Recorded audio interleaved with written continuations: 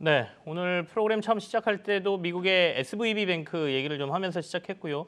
미국 당국의 뭐 긴급한 조치들 이런 것들이 시장을 좀 안정화시키는 건 분명히 있습니다만 이게 파장이 여기서 끝날 것이냐 여기에 대한 논란은 여전히 있죠. 그리고 이번 주에 나올 뭐 CPI라든지 그 다음 주에 있는 FOMC의 금리 인상 뭐 이런 결정에도 여러 영향을 미칠 테니까요.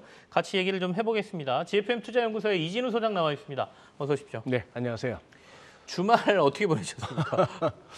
예, 어쨌거나 뭐 나름 관심을 네. 끌었던 고용 지표가 쑥 묻혔죠. 그렇죠. 예, 뭐 일자리 창출 개수는 여전히 생각보다 좋고 예상보다 여전히 높고 한데 다만 이제 뭐 임금 상승률 이런 거에서 조금 안도하는 그런 분위기였습니다만 12월, 1월보다는 그래도 조금 예. 꺾여 있다 이렇게들 해석하더군요. 예. 근데 지금 모든 시장 이슈를 다 덮어버린 게 지금 SVB입니다. 그죠? 네. 네. 지금 뭐 다들 뭐 블랙 먼데이냐 이러고 있었는데 웬 블랙 먼데이? 지금 뭐 환율 떨어지는 거 보니까 아유. 지금 한번 보시죠. 레드 먼데이죠, 오늘. 네. 네, CNBC 한번 들어가 봤습니다. 네. CNBC 들어가니까 지금 화면이 이렇게 나옵니다. 제일 왼쪽 헤드는 이렇게 미국 정부가 스텝인 한 거예요. 개입한 거예요. 개입해서 결국 모든 예금주들 바로 자기 돈 찾을 수 있다는 겁니다. 우리나라 예금보험공사 예보하듯이 연방예금보험공사가 있다는 것이고 거기서 해준 게 25만 불이라고 우리가 알고 있고 우리 돈으로 한 3억 정도까지는 예금보험 이제 보장되는데 지금 저기 실리콘밸리 뱅크에다가 이제 주 고객들이 뭐 3억 정도만 맡겨둘 그런 기업들이 아니니까. 네. 자, 근데 찾아간다는 얘기죠. 옆엔 또 이런 기사 나옵니다. 자, 시그니처 뱅크 이것도 지금 뉴욕 당국에서 또 그거 뭡니까 이거 폐쇄했다는 거 아니에요. 이쪽은 또 우리가 알기로 가상화폐에 굉장히 또 특화된 그런 은행이다 하는 거고 SBB 그리고 실버게이트도 마찬가지. 이쪽도 가상화폐 쪽인데 여기는 자진 청산을 갖다가 외쳤고 이러한 실패들이 지금 크립토 섹터에 뭘 의미하는가 하는데 기사 제목만 보면 그러면 가상화폐 시장 지금 뭐 난리 났겠네 싶은데 아니잖아요. 네. 지금 뭐 비트코인뿐만 아니라 훨훨 날아가고 있지 않습니까? 자, 이제 미국 정부가 나섰다 이거예요. 그 다음에 마켓워치도 지금 그냥 헤드라인 기사를 이렇게 잡은 겁니다. 실리콘밸리 뱅크의 예금주들은 will get all of their money입니다. 돈 전액 다 찾을 거야 이 얘기입니다. 그죠? 옆에는 또 이런 기사입니다. 포텐셜 아주 잠재적인 그 보유하고 있는 주식 채권 이런 것들로 인한 그 손실 그것도 어마어마한 휴지 이런 것들에 깔고 앉아 있는 은행들이 한 20개 된다는 얘기예요.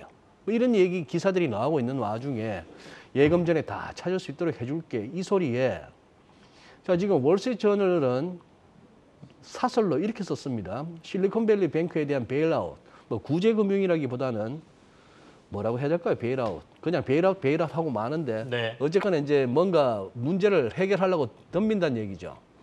근데 이 사설의 소제목이 재밌습니다. 잘못된 정책에 대한 이제 청구서, 계산서가 이제 날라왔다는 얘기입니다. 그리고 여전히 리스크는 존재한다는 거예요. 15년 만에 이제 결국 뱅킹 시스템, 은행 시스템이 이제 문제가 생겼는데 하는 얘기입니다. 요거 이제 요약 보도한 연합인포맥스 기사에서의 핵심은 이거죠. 여기서 끝나지 않을 수도 있겠다는 것 같다. 월스트리트저널이 이제 걱정한다는 것이고 가장 무모한 통화 실험의 대가를 치르는 것다. 첫 번째 대가는 인플레이션이고 돈 많이 풀었으니까. 네. 그다음 두 번째는 그로 인한 경제 피해와 금융 공황이다 이런 얘기입니다. 자 결국 이번에 이 SVB 파산의 불쾌한 진실은 수년간 이어진 통화 및 규제 실수에 대한 청구서라는 점인데 정확하게 지적해요. 미국 정치권은 절대로 이 사실을 인정하지 않을 것이라는 얘기입니다. 그리고 그동안 25만 불을 초과했던 그쪽은 보증을 받을 수 없었는데 여기에 대한 보편적인 보증은 한시적이라 할지라도 금융공황이 발생할 때마다 기본적인 앞으로 계속 이럴 거다 이 얘기입니다. 이번 이 두 건으로 끝나지 않을 거다 이거죠. 형평성 문제가 될 수 있죠. 어디는 그러니까. 해주고 어디는 안 해주느냐 이 얘기 나오면 결국엔 다른 은행도 해줄 네. 건데 그럼 언제까지 이렇게 해줄 것이냐 그러니까요. 라는 얘기가 나올 수 있죠. 이 사설에 지적하는 바가 이번에 이 무슨 뭐 시그니처 뱅크하고 SVB 이거 얘기하지만 네. 그 예금 규모로 보나 뭐로 보나 만약에 진짜 대형은행에서 발생할 것 같으면은 얘들도 이런 식으로 구제하는데 대형은행은 그러면 뱅킹 시스템 완전 부러지겠는데요. 그러면 그때도 가만히 있을까요? 결국 이런 예외죠. 자꾸 이 경기 중에 룰을 바꾸는 거 이것만큼 위험한 것도 없는데 그걸 갖다 이제 지적합니다. 근데 저는 지금 뭐라고 제목을 달았습니까? 이 식자 우환이라고 이런 걱정들을 하고 있는데 막상 돈 태우고 있는 시장은요. 돈 태우고 있는 시장은 지금 이거 CME 패드워치에 들어가니까 3월 금리 인상이 지금 4.5에서 4.75인데 결국 3월에 가서 4.75%로 25bp 올릴 거야가 93.7%로 갑자기 확 올라가고 네. 50bp 사라졌고요. 지금 이게 생겼습니다. 동결할 거다가 이제 배팅이 나오는 거예요. 여기까지 가고 있습니다. 시장은. 거기다가 지금 아시다시피 우리 시청자분들도 다 체크하고 계시겠지만 미국 지금 다우가 400포인트 넘고 그다음에 뭐 S&P 500도 1.8%, 그다음에 뭐 나스닥도 1.8% 이런 식으로 지금 지수선물 흐름은 오늘 완전 폭등세로 갈 것 같다는 얘기입니다. 유럽도 비슷해요. 닥스도 그냥 1% 이상으로 지수선물 흐름이 나타나고 있습니다. 이런 상황에 이거 보시면은 국채 수익률 보시죠. 지금 이게 지난 수요일 날 고점이 5.09%를 싹 넘어섰다가 이게 지금 4.38. 지금 이거는 미국 채권 시장 개장 전에 선물 흐름까지 감안한 차트입니다. 네. 인포맥스 차트인데요. 3일 만에 71bp가 빠졌습니다. 퍼센테이지는 거의 14%. 3거래일 만에. 이런 상황에 장단기 금리 역전 우리가 역대급이라고 알고 있었는데 요거 보세요. 최근 3개월 보니까 이제 팍 튀고 있죠. 특히 최근 요 흐름에서 보면 이제 금리 역전폭이 줄어드는 구간입니다. 구간이고 달러 꺾이죠. 또 돈 풀겠구나 얘들 이 얘기죠. 또 돈 풀겠구나 그리고 긴축 안 하는구나 뭐 채권 시장에서 동결 배팅까지 나오는 판에 달러가 약해지는 거고 요거 지난주 금요일 날 말씀드렸죠. 왠지 추세적 상승보다는 여기 막힐 것 같다 했는데 막히네요. 막히는데 달러 약세 와중에도 엔화하고 스위스 프랑의 약세가 두드러집니다. 통상적으로 뭔가 이렇게 위험 선호가 약해지고 뭐랄까요? 안전자산 쪽으로 갈 때는 스위스 프랑하고 외환 시장에서는 엔화가 강해지는데 자, 요거 지금 증시 흐름하고 배치됩니다. 그죠? 네. 국채 수익률이 뚝뚝 떨어지는 것도 안전자산 선호라고도 볼 수 있는 거고 연준이 금리 못 올릴 거니까 이런 말도 되는 거고 뭐 되겠지만 어쨌거나 지금 흐름을 보면은 금도 올라가죠. 뭐 달러 약세니까 금이 올라간다. 그렇게 이해할 수 있겠습니다만 금, 채권, 그다음에 뭐 스위스 프랑, 엔화 강세 이런 것들 보면은 지금 뭔가 안전자산 쪽으로 쏠리는구나 하는 얘기인데 여기 와서는 또 얘기가 달라지는 겁니다.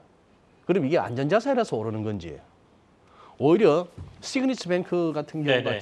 뭐 오히려 폐쇄했다 이런 소식인데도 불구하고 비트코인이 안 약해지니까 지금 이 시장을 갖다가 저로서는 지금 뭐 설명을 어떻게 해야 될지 모르겠는데 어쨌거나 배팅은 그렇게 하는 것입니다.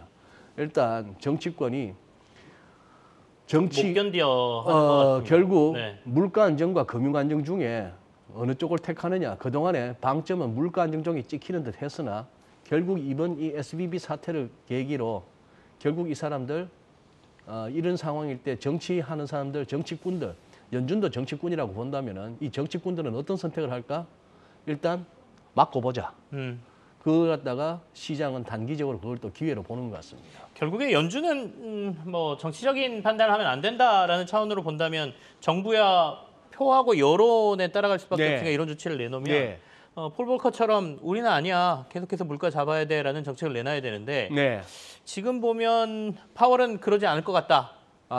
글쎄, 먼저 당장 내일 저녁에 네. CPI 나오고 모레는 PPI하고 소매 판매까지 나오지 않습니까?